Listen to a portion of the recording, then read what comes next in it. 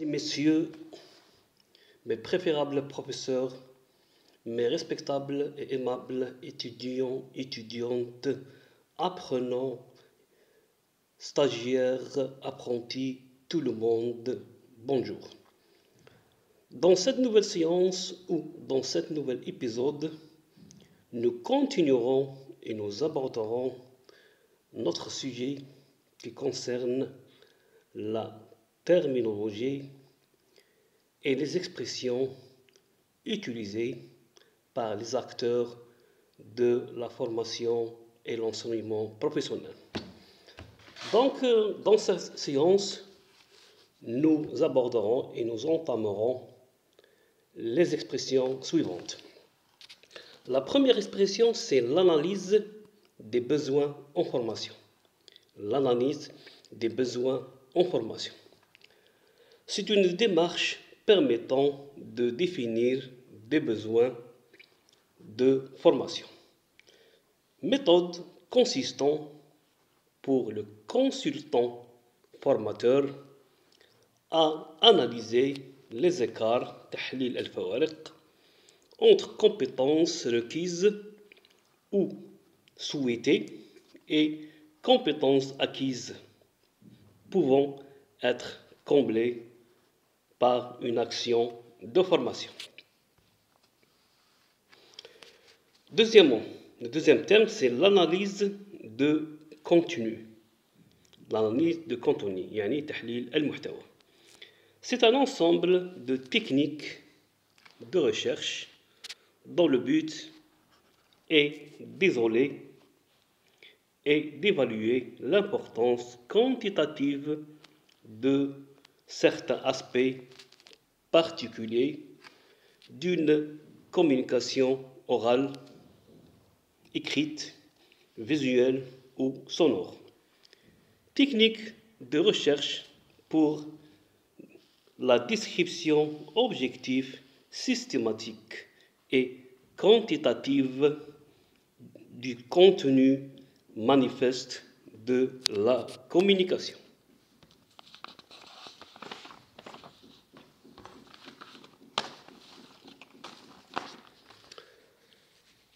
Le troisième terme, c'est les apprenants. Les apprenants, ou al-mutakawwinin.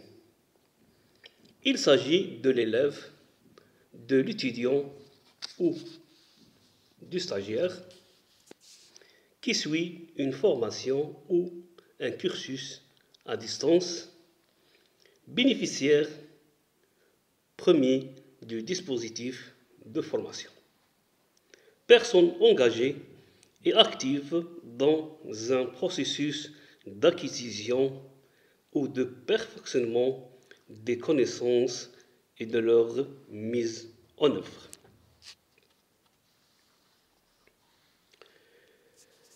L'apprentissage, qu'est-ce que c'est l'apprentissage?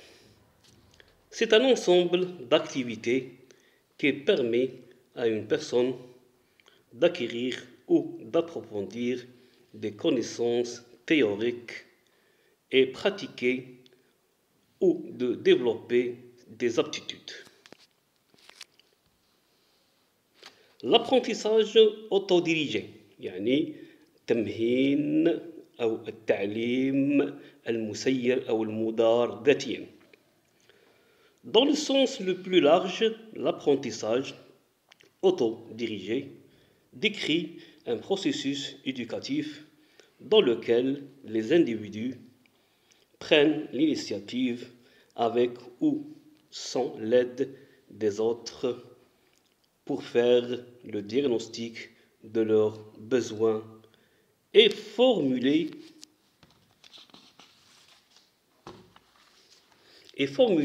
leur objectif d'apprentissage pour identifier les ressources humaines et matérielles pour apprendre, pour choisir et mettre en œuvre les stratégies d'apprentissage appropriées et pour évaluer les résultats des apprentissages réalisés. Pardon. Aussi, il y a l'apprentissage automatisé, أو ما يسمى بالتعليم الآلي. C'est une méthode pédagogique par laquelle l'apprenant est amené à utiliser les possibilités de l'ordinateur dans son apprentissage.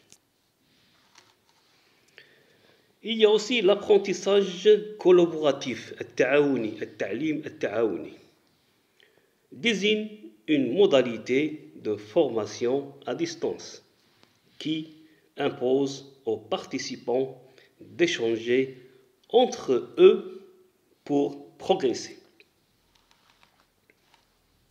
Actuellement, l'apprentissage collaboratif est considéré comme le véritable apport des TIC, c'est-à-dire des technologies d'information et de communication, à la formation à distance.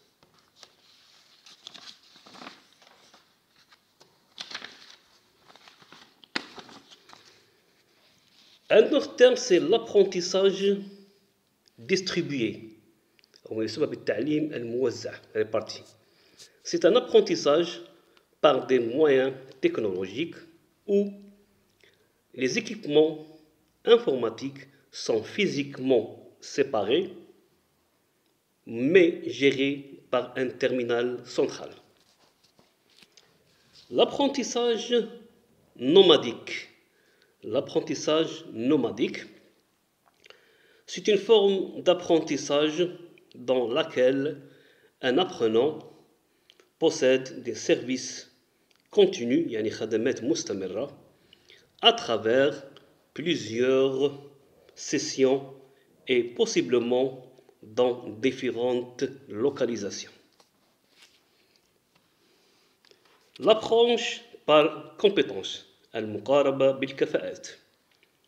C'est une planification globale et systématique, يعني تخطيط إجمالي ونظامي, d'une action de formation à partir du repérage des besoins de formation sur le marché du travail.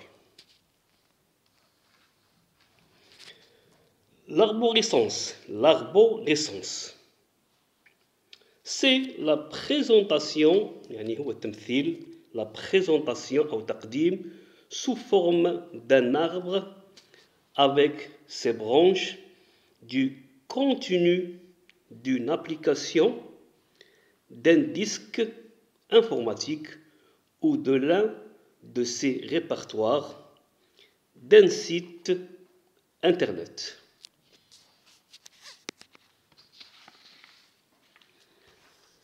L'ACP. C'est un acronyme pour Application Service Provider. Application Service Provider. Mise à disposition d'hébergement d'une application informatique sous forme de location, c'est-à-dire une observation à ne pas confondre avec le langage de programmation de Microsoft. L'asynchrone, c'est une communication où l'émission et la réception sont différées dans le temps, exemple d'outils de communication asynchrone, le courrier électronique et les forums de discussion. L'attestation de participation ou de présence, يعني شهادة المشاركة أو الحضور. C'est une simple preuve que la personne a bien suivi l'intégralité de la formation dispensée. L'attestation est délivrée par l'organigramme de formation à l'appui de la fiche de présence. L'attestation de stage, يعني شهادة التربص, document écrit remis au stagiaire qui certifie sa participation à une formation.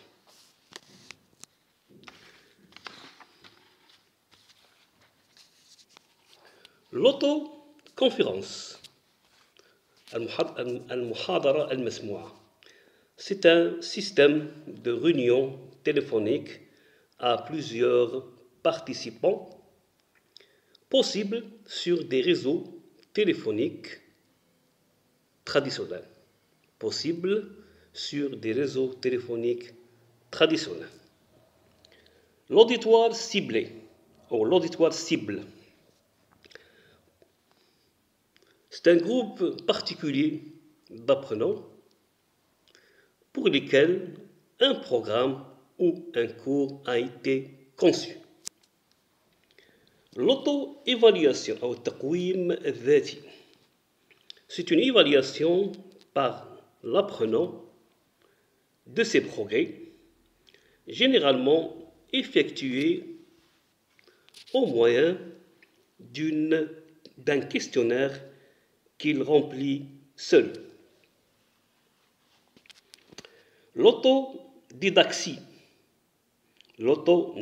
أو ما يسمى باللغة العربية العصامية, c'est la capacité d'un individu à se faire former seul sans recours à une médiatisation humaine. L'autodidaxie est un type d'apprentissage accompli par l'individu sans qu'il soit aidé par une autre personne. En dernier, on vous remercie de votre suivi, de votre attention et de votre présence. On vous remercie aussi de votre soutien et nous espérons que ces notions, ces termes sont bien maîtrisés, compris et assimilés. Dans la séance prochaine, Inch'Allah, on continuera les autres termes, Inch'Allah. Merci beaucoup. C'était avec vous le professeur Monsieur Kefif Mohamed.